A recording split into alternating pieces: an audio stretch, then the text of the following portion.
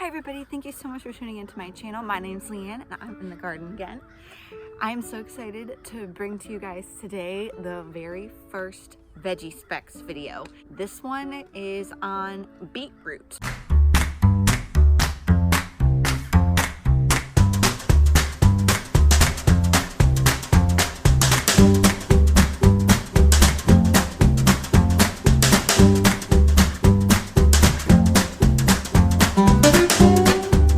Going into this video, the only things that I really knew about beetroot was that it's really good pickled and it is a cold hardy root vegetable. Here is what beetroot is supposed to look like. And here's what the ones that I grew when they were supposed to be fully mature looked like.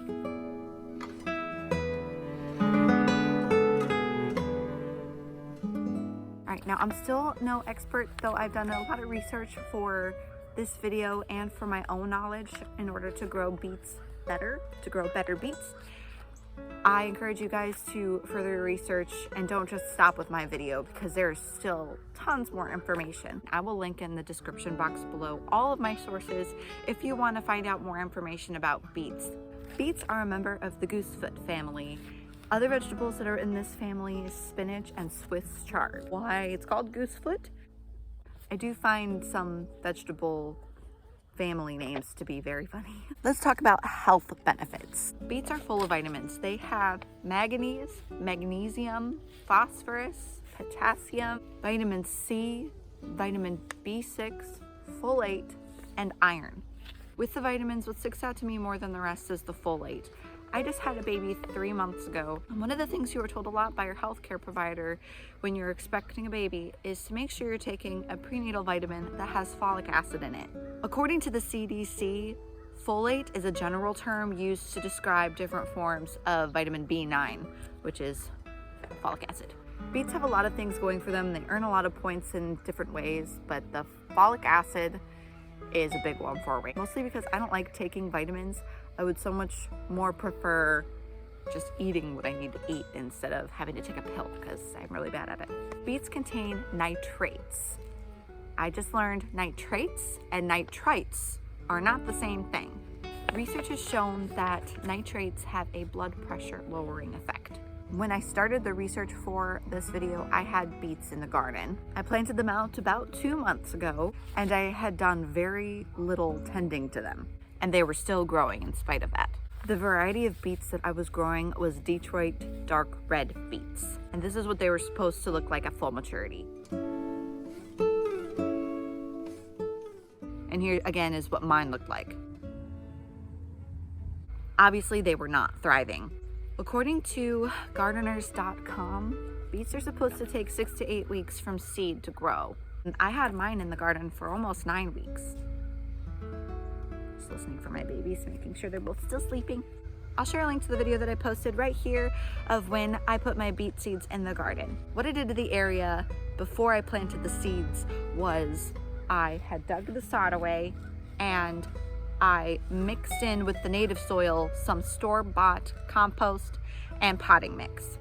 I'm not exactly sure why they didn't thrive, but I have a hunch it has to do with the soil being too compact. Even though I did mix it with the potting soil and compost, it must have just not been enough.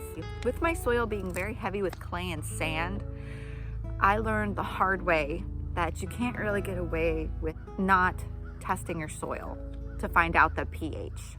So this is where soil prep comes in. One of my sources was a book called Guide to North Carolina Gardening, and in this book there's about 2 pages on beets, and it says that they prefer a balanced 10-10-10 fertilizer for growing beets. That means that there is an equal 10% of potash, which is potassium, nitrogen, and phosphate. I did very little amending to the soil this past season. I added compost, I mulched, and I fertilized, but not until halfway through the season. And I think that those tactics helped, but I think it would have been way more beneficial if I had known ahead of time what to do. Since I'm going to be growing in raised beds this year, like this one you can see, it will allow me to more comfortably reach my plants that I'm tending to, but also I'll be able to give them way more nutritious soil. Side note, I can make sure whatever I plant in each bed, if I'm planting different kinds of vegetables, that they need soil with the same pH and fertilizer at the same levels of potash, nitrogen, and phosphate. It's recommended to grow beets in soil that has the pH between 6.2 and 6.8. One more growing tip is that beets do not compete well with weeds. So it's really important to make sure you keep the bed around them clear of weeds. The next category I would like to cover is diseases and pests that afflict beets. Before I did all of this research intentionally for this video, I watched a video or two that said that beets don't really have a lot of pests and diseases that can bother them. The beets that I grew had a hard time, so obviously they're not foolproof vegetables to grow. Here's the list of diseases that I found could affect beets. Here's what you should be looking out for. And it's better to learn these things ahead of time, because if you do start seeing the early signs of them, you know what to do. Alternaria leaf spot, bacterial leaf spot, beet curly top, beet mosaic virus, beet rust, beet western yellows, cercospora leaf spot, not sure I said that right, damping off, downy mildew, fusarium root rot, fusarium yellows, powdery mildew, scab, southern blight, and verticulum wilt. I don't think I can share the pictures in this article without the rights to them, so I will share the link in the description box below of where I got this list of diseases.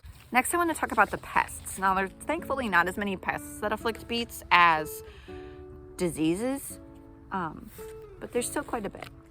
Leaf miners, aphids, flea beetles, and webworms are the most common pests that afflict beets, but also the darkling beetle and beet cyst nematodes, which make the roots look like a nasty alien fingers. It's kind of scary. I looked up what nematodes are, and they're microscopic worms that kind of infect the plant's root systems. As for what to do about these diseases and pest issues, it is so much easier to prevent than to try to get rid of them once they already have started to cause problems. Last but not least, I want to talk about a few ways that you can enjoy beets. I think the most popular way to enjoy beets is pickled. That's the only way that I've ever tried them. But I just did a quick scroll on Pinterest as I was doing this research. The top 6 recipes were for roasted beets. One way that looked really interesting was beet hummus. It was like a deep purple red color, and I really want to try that. Another popular way to enjoy beets is to juice them. Thank you guys so much for watching. Please stay tuned for more Veggie Specs videos. My next one is going to be on garlic. Happy gardening!